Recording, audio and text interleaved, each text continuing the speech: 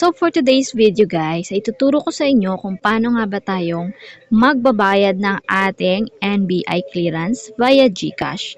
So ngayon, nandito tayo sa aking screen, dito tayo sa aking GCash app.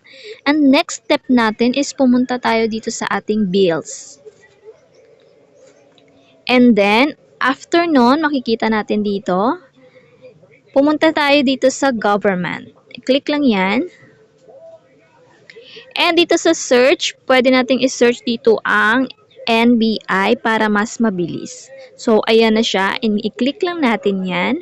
And then dito, ilalagay lang natin yung amount, reference number, contact number, or email address. So, sa email address po is optional lang yan. Nasa sa inyo kung gusto nyong lagyan. So, dito ilalagay nyo lang yung amount ng inyong NBI clearance for payment and yung reference number. So, yan. Sample lamang po ito, ha? Yan. Dyan ang reference number and ang contact number ninyo, syempre, na na-register kanina sa NBI and email address.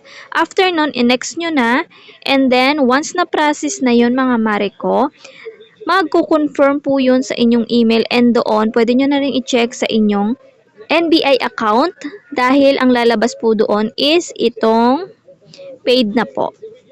So, pumunta kayo sa inyong NBI account and then ganito na po yung lalabas. Ayan. Kulay green na po yung inyong status and paid na po. And then, pwede nyo na siyang puntahan sa araw ng inyong appointment date.